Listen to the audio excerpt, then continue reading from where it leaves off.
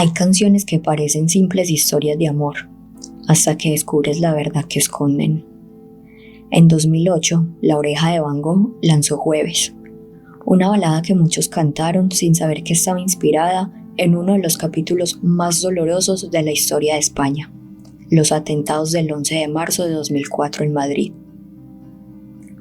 La Oreja de Van Gogh nació en España en 1996, cuando Pablo Benegas, Álvaro Fuentes, Javier San Martín y Aritz Garde empezaron a hacer música juntos bajo el nombre Los Sin Nombre. La llegada de Amaia Montero transformó no solo su sonido, sino también su identidad. Entre cafés y conversaciones sobre arte, eligieron un nombre tan peculiar como simbólico, inspirado en la famosa anécdota de Van Gogh y su oreja. Su éxito llegó con Dile al Sol en 1998, y desde entonces su carrera se convirtió en una cadena de premios, giras y reconocimientos internacionales. Tras la salida de Amaia en 2007, Leire Martínez tomó el relevo manteniendo intacta la esencia del grupo. La Oreja de Van Gogh ha sido una de las bandas españolas más premiadas de su generación. Varios de sus álbumes han alcanzado posiciones destacadas en las listas globales y han recibido distinciones como los Grammy Latino, Premios Lo Nuestro, entre muchos otros, consolidando su trayectoria como una de las agrupaciones más influyentes del pop en español. Jueves se estrenó el 14 de julio de 2008 como parte del álbum A las 5 en el Astoria. Aunque su letra parece una narración romántica, su origen es mucho más profundo y trágico. Después de los atentados del 11 de marzo de 2004, entre los restos de uno de los trenes se halló un diario perteneciente a una joven.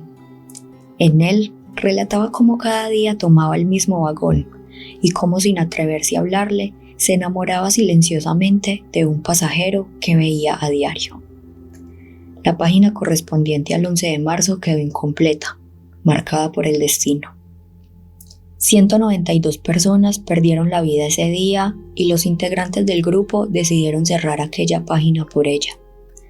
Es por eso que la última línea de la canción, aquella despedida que nunca pudo escribirse, se volvió tan significativa. La canción se lanzó únicamente con fines benéficos para recaudar fondos para la asociación 11M, afectados del terrorismo.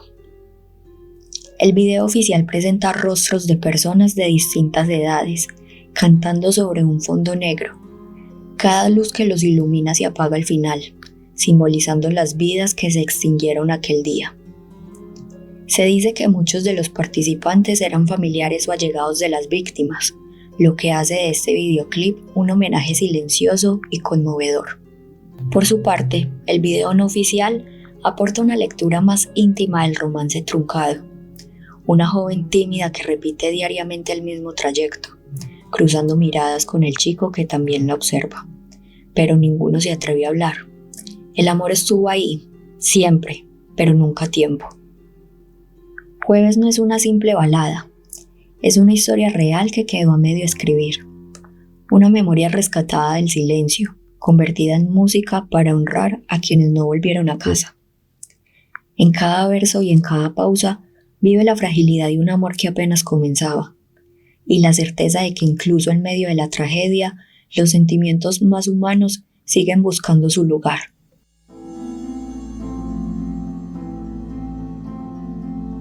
Dicen que la música es un espejo de la realidad, y a veces es también un secreto familiar. En 1994, Selena lanzó Amor Prohibido, una canción que no solo se convirtió en un himno para millones, sino que escondía un origen profundamente íntimo, una historia real de amor, desigualdad y resistencia que marcó a generaciones de la familia Quintanilla. Selena Quintanilla, conocida como la reina del Tex-Mex, fue una de las artistas latinas más influyentes de los años 90.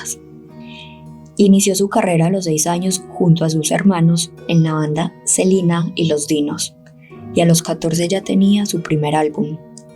Pese al rechazo inicial por cantar música tejana, un género dominado por los hombres, Selena superó barreras, ganó reconocimiento y llevó la música latina a un nuevo nivel, con más de 65 millones de discos vendidos. Su ascenso fue meteórico. En 1987 ganó por primera vez el Tejano Music Award a Mejor Vocalista Femenina, iniciando una racha que consolidó su liderazgo en el género. En 1993, su álbum Live le otorgó el Grammy a Mejor Álbum Mexicano-Estadounidense, convirtiéndola en la primera artista tejana en lograrlo. Un año después, lanzó Amor Prohibido, uno de los discos latinos más vendidos en Estados Unidos y certificado múltiple platino.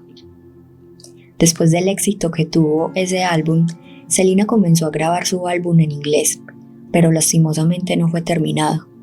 Selena fue asesinada el 31 de marzo de 1995 a sus 23 años de edad, y a manos de Yolanda Saldívar, presidenta de su club de fans y encargada de la administración de sus boutiques.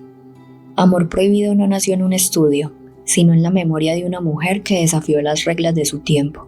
En entrevistas, el padre de Selena, Abraham Quintanilla, y su hermano A.B. Quintanilla revelaron que la canción estaba inspirada en la historia de la tatarabuela de su familia. Hace décadas, cuando era joven, ella trabajaba como empleada doméstica en la casa de una familia adinerada de apellido Calderón. Durante su estancia, se enamoró de uno de los hijos de los dueños, un amor profundo, pero imposible para la época. Ella quedó embarazada y, como era de esperarse, en una sociedad marcada por la clase social, la familia del joven la rechazó por no pertenecer a su mismo estrato. Ese amor clandestino, doloroso y valiente, quedó guardado durante años en la memoria familiar, hasta que A.B. Quintanilla lo convirtió en música. Selena interpretó la historia con la fuerza emocional que solo ella podía transmitir, transformando un recuerdo familiar en un símbolo universal de amor que vence prejuicios. Amor Prohibido no es solo una canción, es un testimonio, una historia real que habla de clases sociales, decisiones difíciles y amores que desafían el mundo.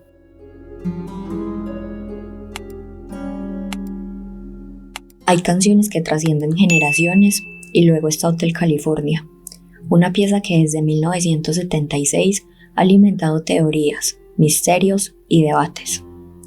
Su melodía es hipnótica, su letra enigmática y su final inquietante. Lo que muchos no saben es que detrás de todo ese simbolismo existe un mensaje más humano y más oscuro de lo que las leyendas urbanas sugieren. Eagles nació en Los Ángeles en 1971, fusionando country rock y hard rock para crear un sonido que marcó la década de los 70s. Don Henley, Glenn Frey, Bernie Leadon y Randy Meisner fueron los fundadores y con el tiempo se fueron sumando músicos esenciales como Don Fielder, Joe Walsh y Timothy B. Smith. Décadas después se unirían Deacon Frey, hijo de Glenn Frey, y Vince Gill. Con 5 sencillos número 1 y 6 álbumes líderes en ventas, Eagles se posicionó como una de las bandas más influyentes de su generación. Álbumes como Their Greatest Hits y Hotel California figuran entre los más vendidos de la historia, y en 1998 la banda fue incluida en el Salón de la Fama del Rock and Roll. La banda acumula premios Grammy, American Music Awards, distinciones internacionales y el prestigioso Kennedy Center Honors. Además, la revista Rolling Stone incluyó Hotel California entre los 500 mejores álbumes de todos los tiempos. Su impacto ha sido tan profundo que incluso tras su separación en 1980 y su regreso en 1994, su legado continuó creciendo. La banda anunció su separación definitiva tras la muerte de Glenn Frey en 2016. Estrenada en 1976, escrita principalmente por Don Henley, Hotel California se convirtió en un fenómeno cultural, con una duración de 6 minutos y medio, y muchos sugiriendo recortarla por ser demasiado larga para la radio. Se negó rotundamente. Fue una apuesta arriesgada que terminó convirtiéndose en historia. Se convirtió en el primer sencillo de esa longitud en llegar al número 1. Con el paso de los años surgieron teorías que intentaron descifrar el misterio detrás de su letra. Algunos afirmaban que la canción hacía referencia a un antiguo sanatorio en California, donde se practicaban tratamientos crueles. La atmósfera oscura y la narrativa confusa alimentaron la idea de que el hotel era en realidad una metáfora del encierro mental. La más popular de las teorías señala que Hotel California alude a la iglesia satánica de Anton LaVey, fundada en San Francisco. Se decía que la portada del álbum incluía sombras demoníacas y que la figura en el balcón se parecía al propio LaVey. Además, en la letra hay un fragmento donde el viajero pide vino y le responden: "No hemos tenido esa bebida desde 1969, año en que LaVey publicó la Biblia satánica, y recordando que religiosamente el vino representa la sangre de Cristo". Estas coincidencias dispararon la imaginación colectiva, pero la banda siempre negó rotundamente cualquier relación con el satanismo. En entrevistas, Don Henley lo explicó con claridad. Es una canción sobre el lado oscuro del sueño americano y sobre los excesos en Estados Unidos, algo que conocíamos muy bien. Hotel California entonces es una metáfora. El edificio representa las tentaciones de la fama: poder, dinero, drogas, sexo. Una puerta de entrada atractiva, pero con un precio altísimo. Puedes entrar cuando quieras, pero nunca podrás salir. Las voces, los pasillos, la misteriosa mujer, el capitán, todos son símbolos de las adicciones que consumen la industria musical, una advertencia disfrazada de poesía. Aunque la portada del álbum muestra el icónico Beverly Hills Hotel, frecuentado por celebridades y conocido como Pink Palace, existió un Hotel California real en Baja California Sur, México, en el pueblo mágico de Todos Santos, y allí nació otro mito. Se cuenta que por las noches el espíritu de una mujer llamada Mercedes se aparecía a los huéspedes, los invitaba a beber y luego desaparecía. Los hombres que aceptaban quedaban atrapados en el hotel, repitiendo la misma experiencia una y otra vez. Una historia que inevitablemente se asoció con el enigmático final de la canción. Hotel California no es solo una canción, es un laberinto de metáforas, miedos y obsesiones envueltas en un solo viaje musical. Una invitación a mirar de frente lo que sucede y también lo que destruye. Quizás por eso después de casi 50 años seguimos entrando a este hotel misterioso, siguiendo sus pasillos sin salida e intentando comprender su última advertencia. No todo lo que brilla en el mundo de los sueños es un lugar del que puedas escapar.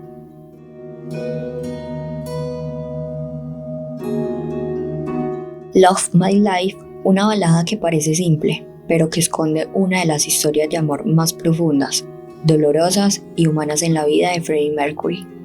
Queen nació en Londres en 1970. Integrada por Freddie Mercury, Brian May, Roger Taylor y John Deacon, a lo largo de los años su sonido fusionó rock, ópera, folk, glam, pop, blues y progresivo, convirtiéndolos en una de las bandas más influyentes en la historia del rock. Álbumes como Sheer Heart Attack y A Night at the Opera los lanzaron al éxito global, especialmente con el fenómeno de Bohemian Rhapsody. Con 15 álbumes de estudio, 7 en vivo y ventas superiores a los 200 millones de copias, Queen sigue siendo uno de los grupos más exitosos de todos los tiempos. Tras la muerte de Freddie Mercury en 1991 y el retiro de John Deacon en 1997, Brian May y Roger Taylor han mantenido viva la esencia de la banda. Queen acumula premios Grammy, American Music Awards y reconocimientos internacionales. En 2001 fueron incluidos en el Salón de la Fama del Rock and Roll. Compuesta por Freddie Mercury, Love My Life se convirtió en uno de los himnos más íntimos y emotivos de Queen. Aunque la versión original tuvo una buena recepción, fue la interpretación en vivo, especialmente en Sudamérica, la que la transformó en un clásico absoluto. En los conciertos, Freddie dejaba de cantar y permitía que el público entonara casi toda la canción.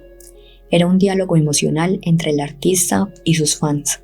Pero detrás de esta balada dulce y nostálgica había una historia real, una historia que marcó para siempre la vida de Freddie Mercury. Mary Austin, el gran amor de Freddie, conoció a la banda cuando trabajaba como vendedora en una tienda de ropa. Freddie se acercó a ella un día, según cuentan, solo para decirle que le gustaba su abrigo. Ese pequeño gesto fue el comienzo de una relación que cambió sus vidas. Ella tenía 19 años y él 24. Tiempo después, Freddie le propuso matrimonio y Mary aceptó, pero la boda nunca llegó. La fama explosiva de Queen, los rumores y las distancias comenzaron a fracturar la relación. Fue entonces cuando Freddie le confesó algo que había tardado años en comprender, que era bisexual. Mary, con la sinceridad que siempre los caracterizó, le respondió: «No, Freddie, creo que eres gay». Aún así, no se separaron emocionalmente. Su vínculo trascendió la categoría de pareja. Freddie la llamó siempre el amor de su vida.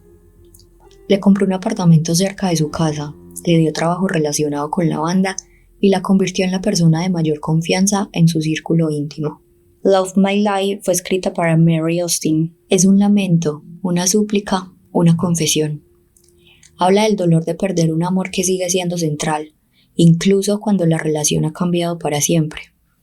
La letra refleja la nostalgia de Freddie, su deseo de que Mary entendiera que pese a todo, nunca habría alguien que ocupara ese lugar en su vida. Por eso la canción se volvió tan poderosa, porque no es ficción, es una despedida y a la vez un agradecimiento. En 1987 Freddie fue diagnosticado con VIH. Lo mantuvo en secreto durante años, pero Mary fue la primera persona a quien se lo contó. Ella lo acompañó hasta el final. Freddie falleció el 24 de noviembre de 1991, a los 45 años, debido a una bronconeumonía relacionada con su enfermedad. En su testamento, hecho público un año después, dejó la mitad de su fortuna y su mansión en Guard Lodge a Mary. Le otorgó también la mayor parte de los derechos de autor de sus futuras ganancias. Quiso asegurarse de que ella estuviera protegida, incluso después de su muerte. Ese gesto confirmó lo que él siempre había dicho, que Mary fue el único amor que nunca dejó de sentir. Love My Life no es solo una balada romántica, es la huella eterna de una historia de amor que cambió para siempre la vida de Freddie Mercury. Una declaración íntima que sobrevivió a los escenarios, a la fama, al tiempo e incluso a la muerte.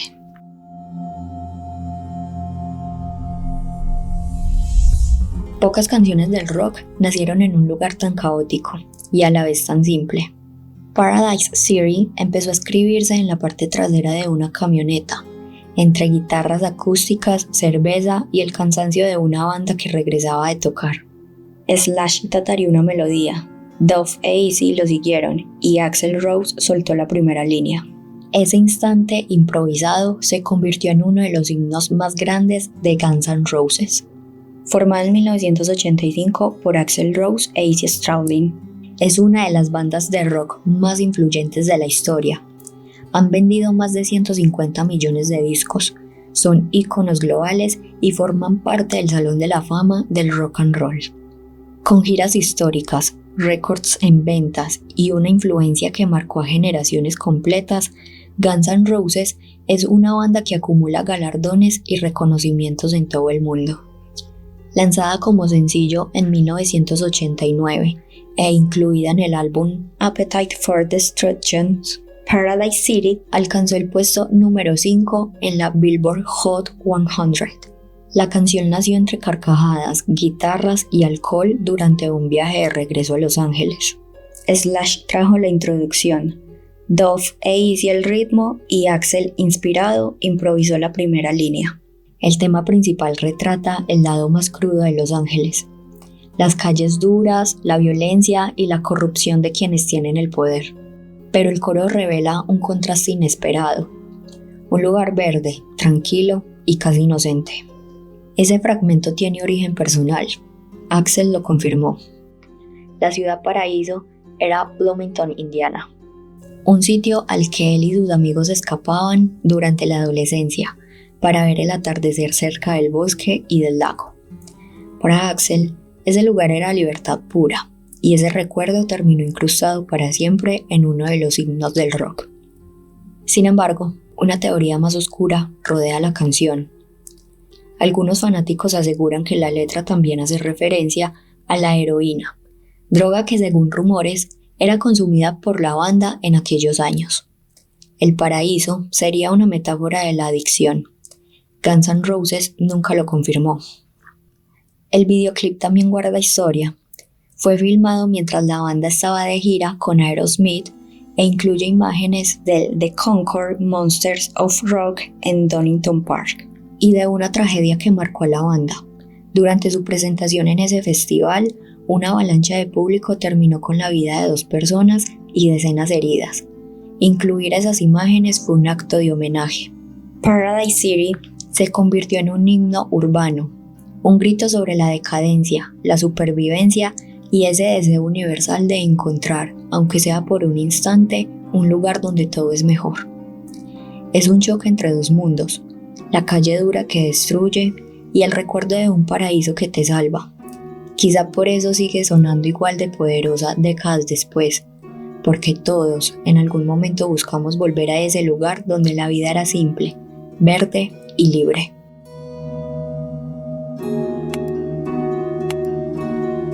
Hay canciones que nacen para sonar en la radio y hay otras que nacen para contar una verdad incómoda.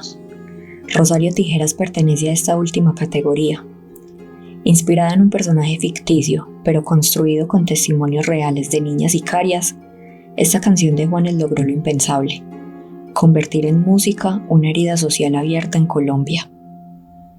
Juan Esteban Aristizábal, más conocido como Juanes, comenzó su carrera musical a los 15 años en Medellín como parte de Equimosis. Su talento como compositor cruzó fronteras rápidamente y tras la separación de la banda en 1997, Juanes se arriesgó como solista y llamó la atención del productor Gustavo Santaolalla, con quien firmó en el año 2000. Su primer álbum, Fíjate Bien, no solo abrió su camino. Con este ganó 3 Latin Grammy y lo posicionó como una de las voces más importantes de Latinoamérica. Desde entonces, canciones como Nada valgo sin tu amor, Fotografía y Volverte a ver consolidaron una carrera caracterizada por letras profundas y un compromiso social. A lo largo de su trayectoria, Juanes ha recibido múltiples premios Grammy y Latin Grammy, así como reconocimientos internacionales. Ha participado en eventos de impacto mundial, como los conciertos Paz sin Fronteras en Cúcuta y La Habana, y ha sido una de las figuras colombianas más influyentes en la música contemporánea.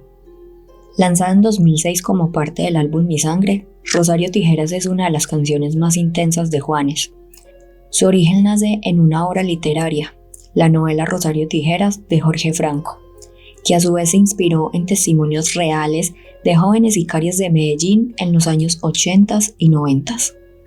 Aunque Rosario es un personaje ficticio, su historia representa una realidad brutal.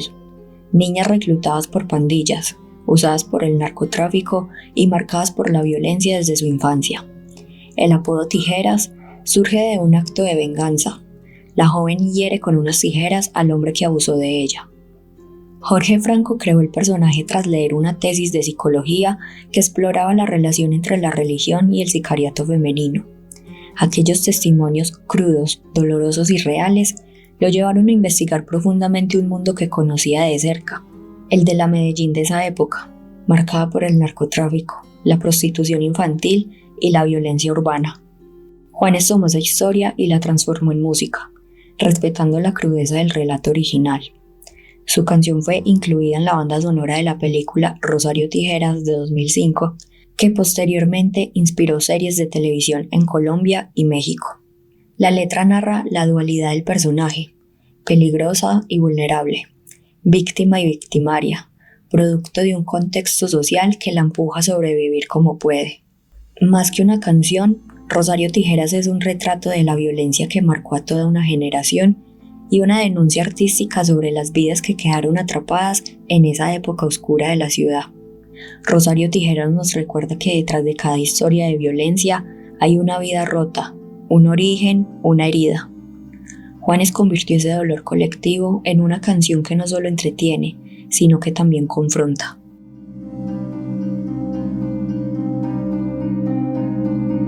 Dicen que toda gran canción nace de una herida, pero pocas convierten esa herida en una reinterpretación completa de un símbolo universal.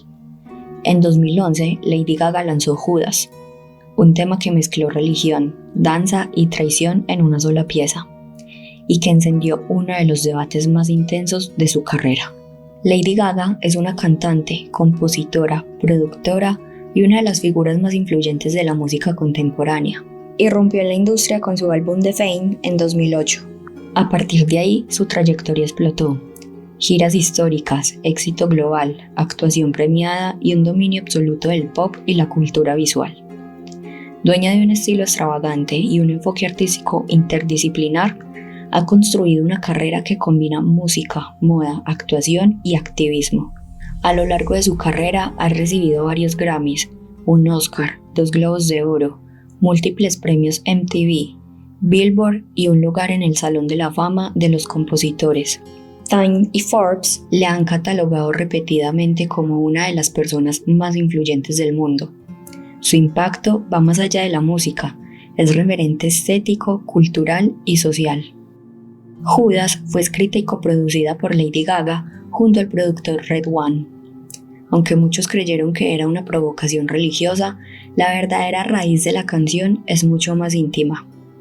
En una entrevista para MTV dijo: "Tuve muchos exnovios que me traicionaron, y en particular hubo uno que era fanático de Judas Priest, y la canción cuando empecé a componerla, al principio era sobre un exnovio que me traicionó, que le encantaba el heavy metal, y cuando empecé a escribir la letra, pensé en la definición bíblica de la palabra Judas, donde Judas es el traidor". Tras ese análisis decidió darle un giro a la canción y también al videoclip. Cuando terminé la canción volví a pensarla para diseñar el video y en ese momento me dije, en realidad en la historia de Judas, él no traicionó a Cristo, él formó parte de una profecía y Jesús sabía que él lo iba a traicionar y todo fue parte del destino de la vida. Entonces pensé que una forma más bella y liberadora para transmitir el mensaje de la canción sería decir que mi exnovio me traicionó o tal persona en mi vida me acecha, pero yo los perdono y voy a seguir adelante para abrirle paso a lo bueno. El videoclip fue filmado para reforzar este mensaje con una narrativa visual poderosa. Los apóstoles convertidos en moteros, María Magdalena viajando con Jesús y Gaga atrapada entre dos amores, Jesús, su virtud, y Judas, su mala influencia, su obsesión. El video recrea varios elementos simbólicos de la Biblia: el beso de traición, el lavado de pies, la tensión entre perdón y deseo y el castigo final, la lapidación. La polémica fue inmediata. La Liga Católica acusó a Lady Gaga de sacrilegio y de usar símbolos religiosos para provocar. El presidente de la Liga Católica por Derechos Religiosos y Civiles en los Estados Unidos envió un comunicado en donde decía: Lady Gaga intenta seguir provocando a los católicos y a los cristianos en general. Se viste como una monja, se come el rosario, se ha transformado en una caricatura de sí misma. Está tratando de copiar toda la imaginaria cristiana para apoyar sus actuaciones mundanas, aburridas y sin talento. Pero ella respondió con claridad: lo único controversial de este video es que estoy usando Christian Locray y Chanel al mismo tiempo. Este video no pretende ser un ataque a la religión católica. Respeto y amo las creencias de todo el mundo, y yo también soy una persona religiosa y espiritual que está obsesionada con el arte religioso. El video comienza con todos los apóstoles caracterizados de moteros, dirigiéndose a lo que podemos deducir es Jerusalén. Gaga se toma el papel de María Magdalena y viaja en la misma moto en la que viaja Jesús. Después de que se intercalan varias escenas de pelea, Judas se acerca a Jesús con Gaga interponiéndose en el medio. Quiere defender a su profeta y para ello saca una pistola dorada con intención de matar a Judas. Se trata de un arma con un lápiz labial emergente cuando se aprieta el gatillo, lo cual hace que se tenga un especial simbolismo, pues ella quiere acabar con Judas, pero las balas evidentemente no salen. Ella pinta los labios de Judas preparándolos para el beso con Jesús, lo cual es el símbolo de la traición. En San Mateo 26 dice: mientras todavía hablaba, vino Judas, uno de los 12, y con él mucha gente con espadas y palos, de parte de los principales sacerdotes y de los ancianos del pueblo. Y el que le entregaba les había dado señal diciendo: al que yo besaré, ese es, prenderle. Y enseguida se acercó a Jesús y dijo: salve maestro, y le besó. Después de que Gaga pinta los labios de Judas, se intercalan imágenes de ella en la bañera lavando los pies de Jesús y su traidor, manifestando el amor que siente por estos dos hombres, pues este fue un acto que Jesús llevó a cabo en la última cena con sus apóstoles, en señal de caridad y humildad. Además de esta escena, también se intercalan imágenes de Gaga siendo arrastrada por una ola. Estas imágenes están inspiradas en El nacimiento de Venus de Sandro Botticelli. Esta obra representa el amor al ser Venus su diosa. En este caso, ella es arrastrada por la ola, lo cual simboliza esa caótica relación que ha tenido con Judas. Por último, cuando Gaga traiciona a Jesús, este solo le perdona. En la escena final vemos cómo Gaga es lapidada, castigo que recibían las mujeres de la época por cometer adulterio o traicionar a su esposo. Asimismo, uno de los maquillajes que Lady Gaga utiliza para este video simboliza el llanto de María Magdalena, ya que esta fue la única que lloró desconsolada al ver a Jesús en la cruz. Judas no es una canción sobre religión, es una canción sobre lo humano, amar lo que nos hiere, caer en lo que no sabemos que nos destruye y aún así encontrar la fuerza para perdonar. Lady Gaga convirtió una traición personal en un himno sobre el destino, la culpa y la liberación.